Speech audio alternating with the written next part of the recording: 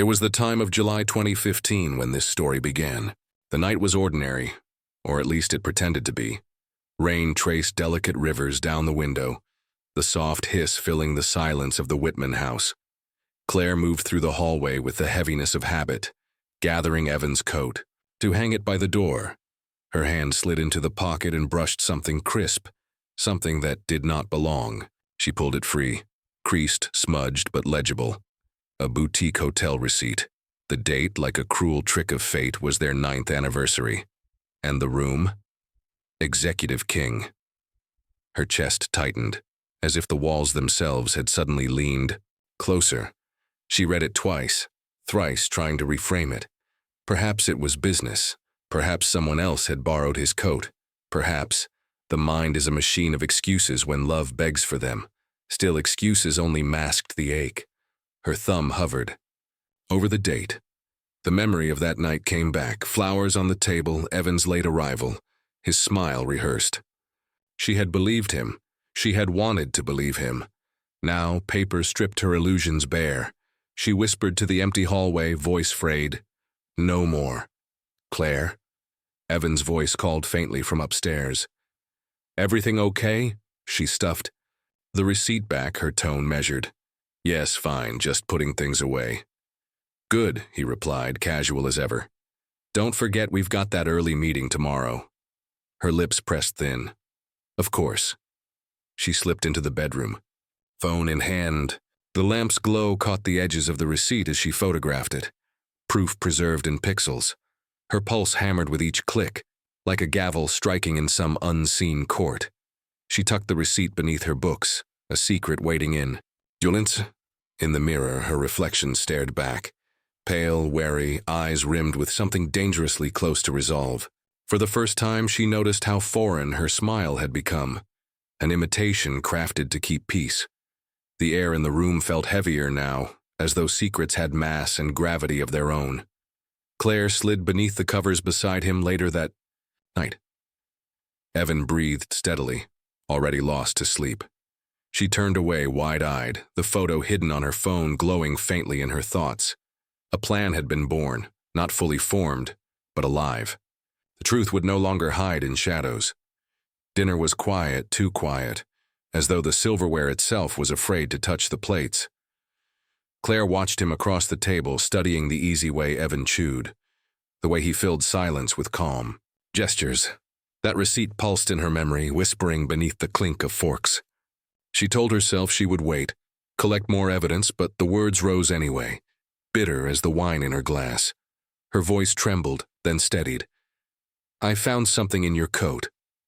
He looked up, brows arched in mild curiosity, not fear.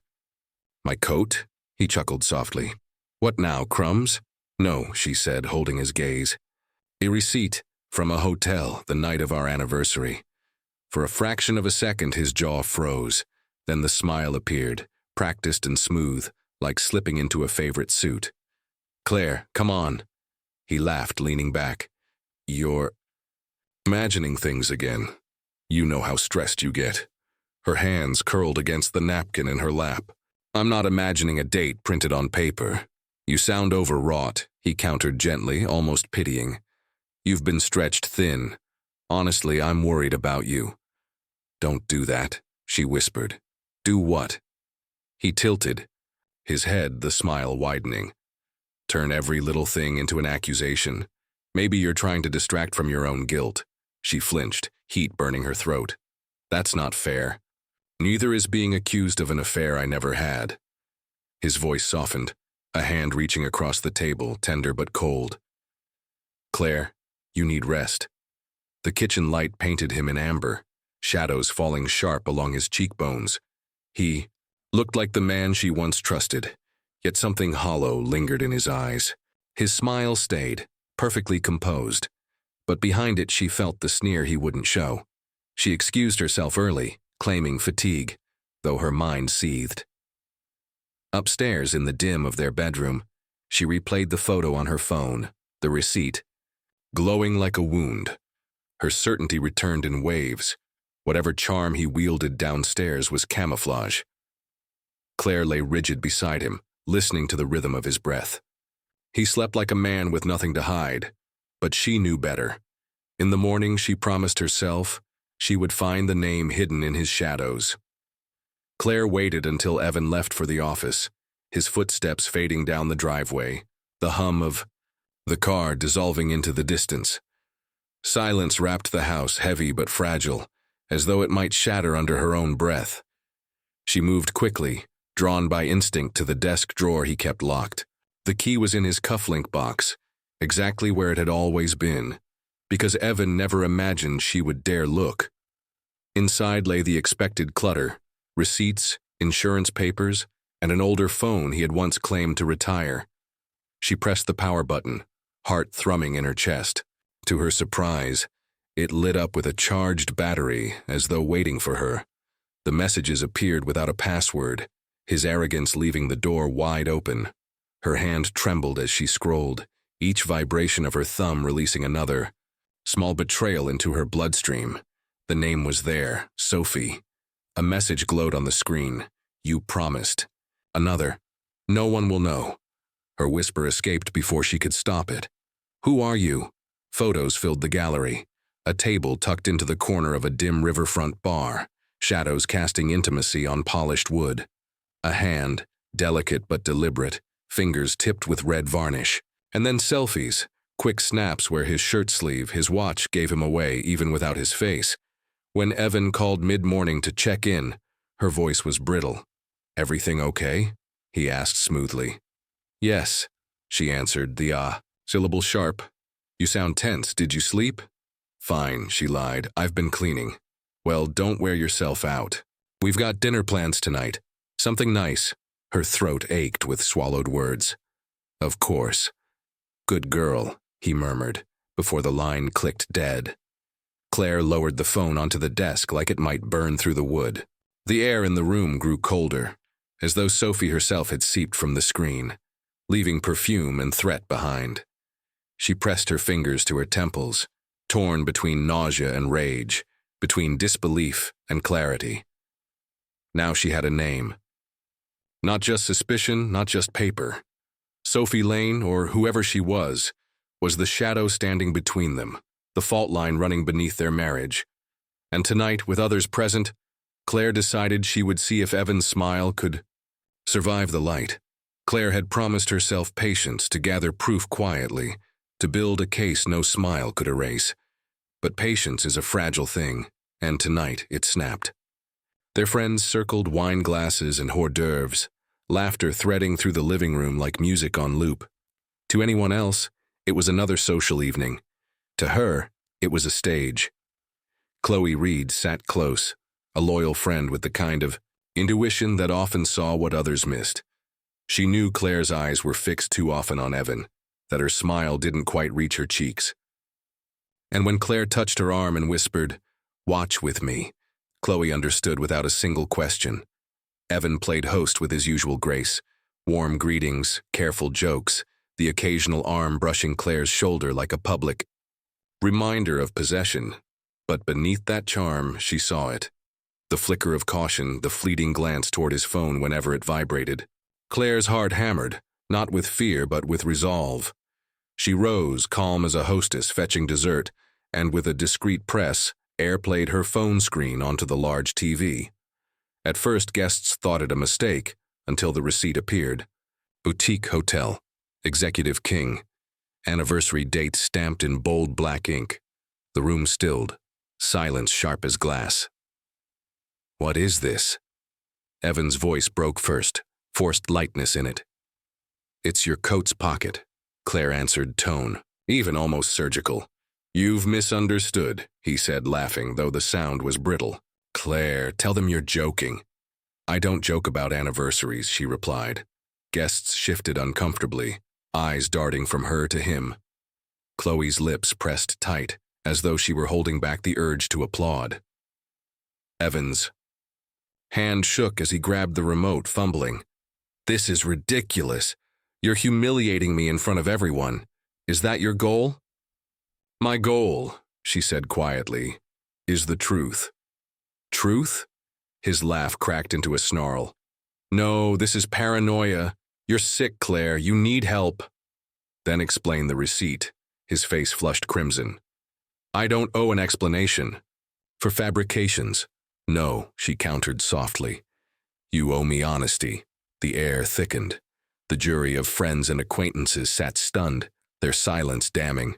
The charm Evan once wore so effortlessly now faltered, his smile stiffening into something closer to a grimace. He threw the remote down, the sound clattering against the hardwood. Without another word, he stormed out, the front door slamming with a thunder that rattled picture frames. Claire didn't follow. She stood still, hands trembling, but her gaze, steady while Chloe moved closer, resting a silent hand on her shoulder. The room remained frozen, everyone caught between pity and fascination. Claire knew this was only the beginning. Proof had been revealed. Now she needed a strategy to survive the fallout. And tomorrow she would seek counsel not from friends but from a professional, someone who could teach her how to fight without breaking. And by morning she knew she would test the strength of his smile. The night after the gathering, Claire lay awake replaying every face, every gasp, every darted glance. Evan's storming exit still echoed in her bones. The house felt colder now, its silence sharpened by humiliation. She knew she was unraveling, and unraveling was dangerous.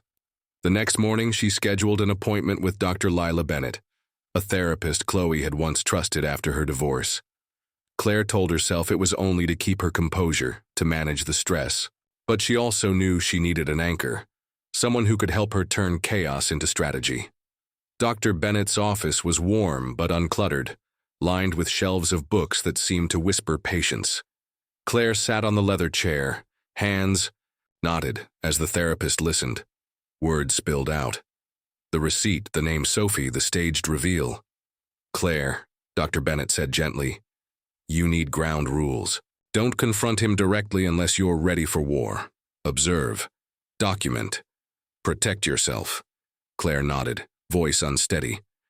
So I'm not losing my mind? No, Bennett assured. You're seeing clearly. That's why he's trying. To blur it. Gaslighting thrives in shadows. Shine light where you can, but safely. That night, Claire bought a small pocket recorder. She tucked it inside a linen drawer, waiting for the right moment. Her chest ached with tension, but strategy felt steadier than despair. Evan was colder than usual, his affection limited to perfunctory words. His phone stayed close, charging on his nightstand like an extension of his body. Still, he slipped outside after midnight, murmuring low into the receiver. Claire's instincts told her to follow. Instead, she placed the recorder near the door, catching his voice as it drifted back in fragments. I told you, Sophie, I can't not now. His voice cracked with urgency. A pause, then a sharper tone, female and insistent. You owe me. I've given enough. No, Sophie cut him off. You promised. Don't forget what I know. Silence followed. Then Evan's growl. You're playing a dangerous game. The line went dead. Claire retrieved the recorder with trembling fingers. The device was small, unremarkable, yet it contained a truth heavier than stone. She sat on the edge of the bed, Evan's steady breathing behind her as if he had said nothing at all. The therapist's words echoed. Document. Don't confront. Her pulse thundered as she replayed Sophie's voice, that demand. You owe me. Slicing through her composure. And when sirens pierced the night 2 days later, she would know the cost of that debt. The recording still echoed in Claire's head when the world split open at dawn. Sirens wailed through the early mist, red and blue lights cutting across the pale river fog. She had gone there instinctively, driven by a gnawing pull she could neither explain nor resist. The bar Sophie had photographed, the same corner table, the same view of the docks, loomed behind yellow tape. Officers moved in purposeful lines, boots sinking into wet gravel. A cluster of them hunched near the water, where divers pulled something heavy against the current.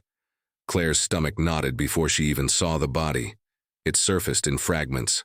A pale wrist, varnished nails flashing red against gray morning. The same varnish that gleamed in Sophie's photos. The confirmation landed in her chest like a stone. Sophie Lane was dead. An officer's voice cut through the murmurs. Step back, ma'am. This is an active scene. Claire's throat tightened. I know her. He turned, sizing her up. Your name? Claire Whitman. Recognition flickered in his eyes. The wife. Then why are you here at sunrise? She fumbled, words caught between truth and survival. I couldn't sleep. I walk here sometimes. His gaze lingered, skeptical, but he scribbled in his notebook. Convenient place to walk. I didn't know. Her voice broke. I didn't know I'd see this. Another officer approached, lowering his voice. Detectives will have questions. Did you see her recently? Claire shook her head quickly. No, just I only knew her name.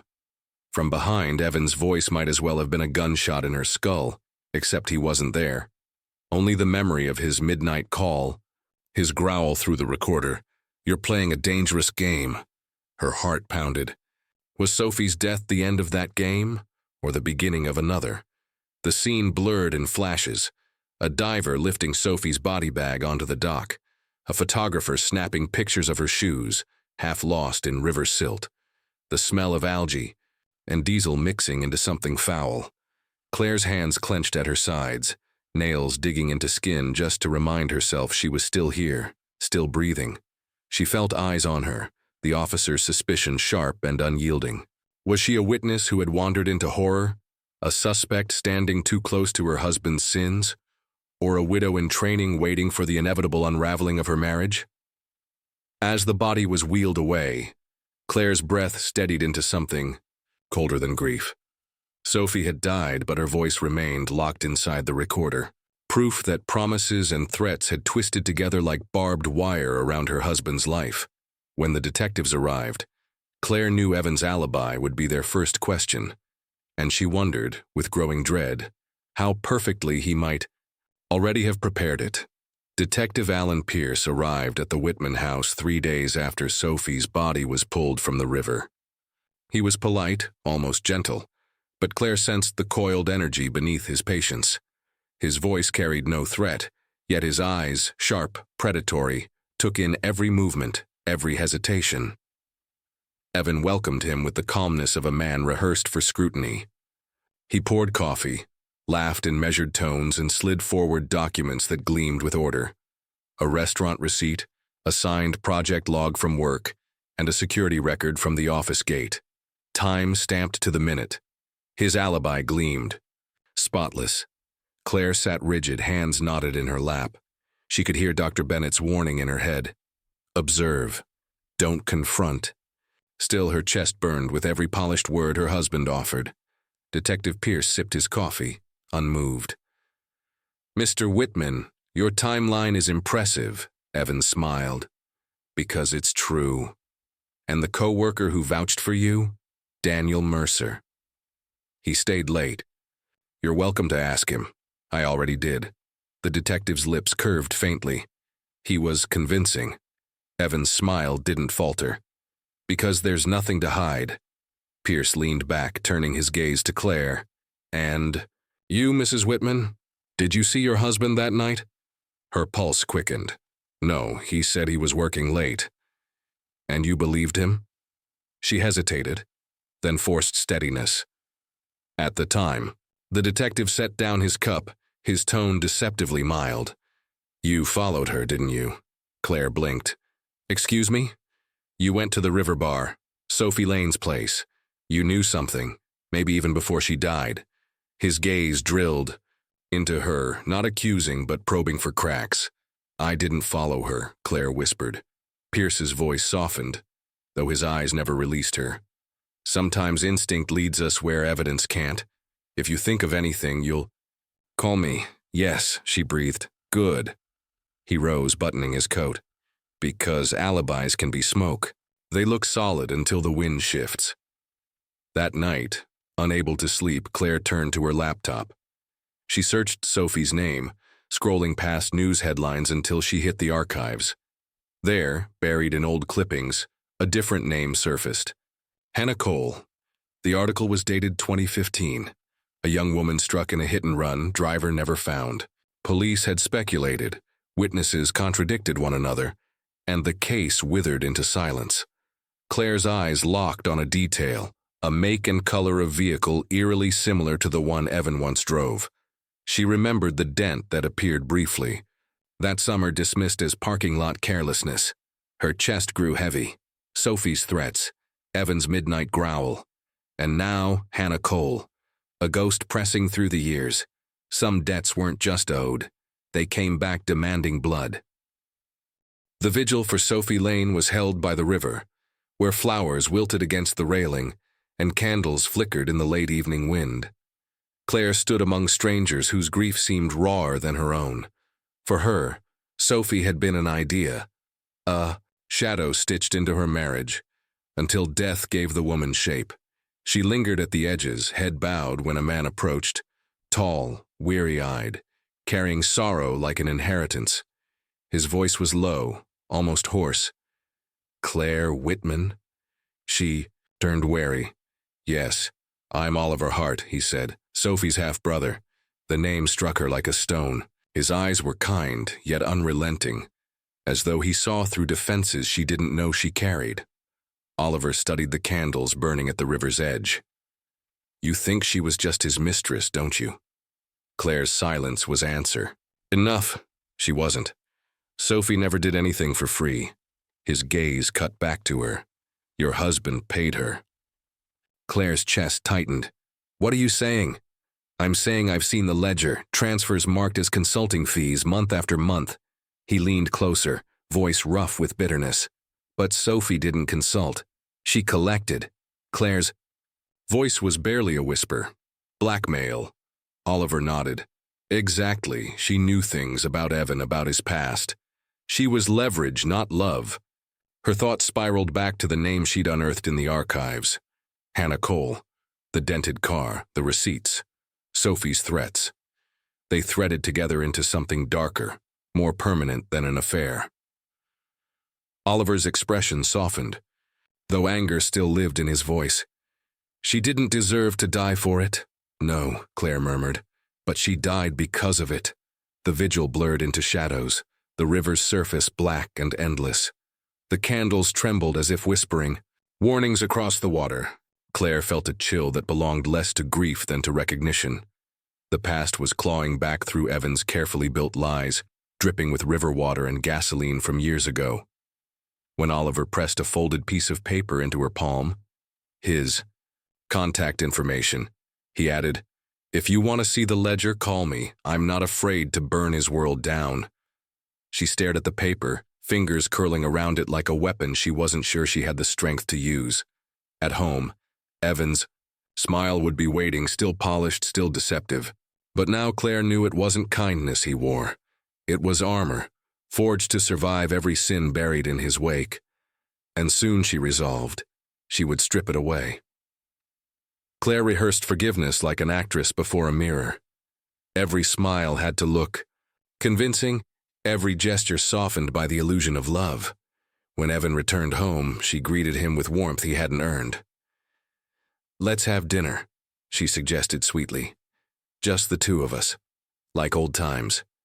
She poured whiskey into his glass, played a playlist from their early years, and lit the candles that once marked anniversaries. The house was staged as carefully as a set, every detail meant to disarm.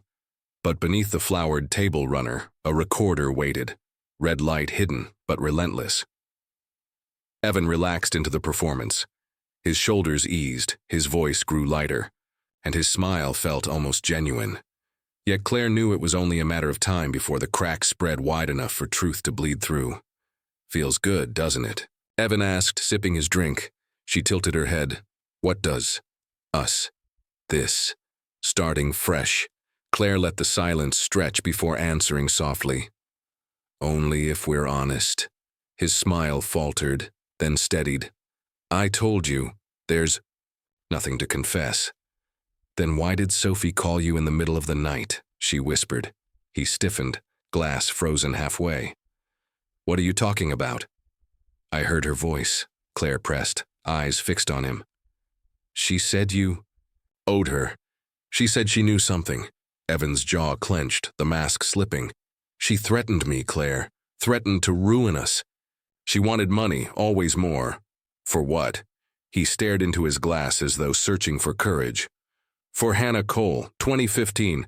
It was an accident. She stepped into the road. I panicked. Sophie found out, and she used it. Claire's breath hitched, but she forced her voice steady. And the river? His voice dropped raw and cracked. She slipped. He leaned closer, words rasping like confession in a cathedral. But I helped the river take her. The air thickened, candles flickering as if recoiling from the weight of his admission. Claire sat still, every muscle taut, the recorder silently devouring each word. Evan looked up at her, searching for softness, for absolution. But her smile, crafted for the trap, hid only resolve. Tonight, she thought, his alibi turned to ash, and soon the court would hear the truth he could no longer bury. The day the recording left their house and entered the courthouse, Claire felt small and sharpened at once, like a blade hidden in a sleeve. She watched Evan across the aisle, perfectly tailored, a groomed calm stretched over panic. Juries, she had learned, believed the prettiest version of disaster. Today, she would ask them to listen instead. The prosecution played the file.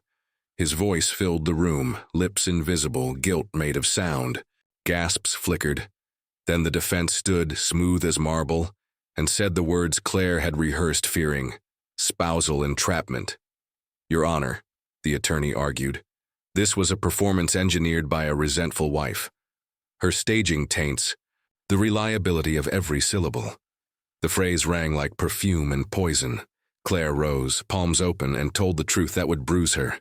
She had used a hidden device once without consent, and once by entering his office after he forbade it. She confessed to the trespass she could afford, so the confession he uttered could stand. Detective Pierce walked them through patterns.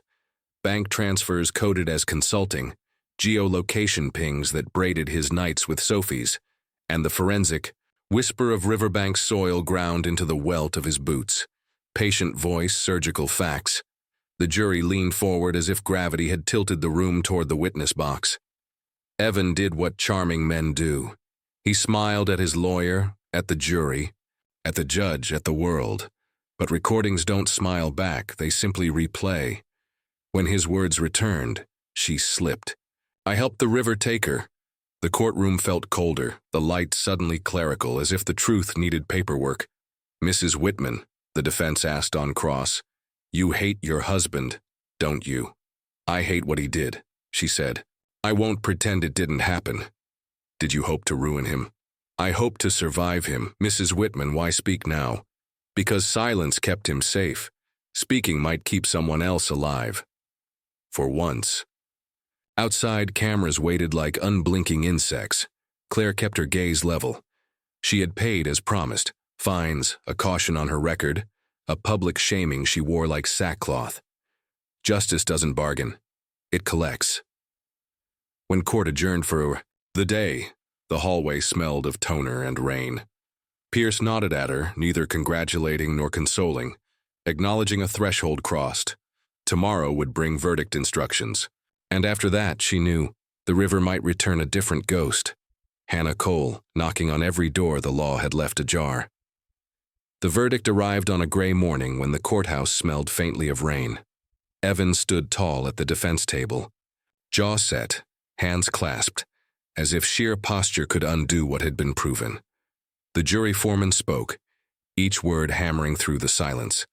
Guilty of manslaughter, guilty of obstruction. Not murder, but enough to strip his freedom. The DA's voice followed quickly, crisp with resolve. The office would reopen the Hannah Cole case. Claire sat motionless, listening as though from underwater. Justice never looked clean. It came scarred, fractured, compromised.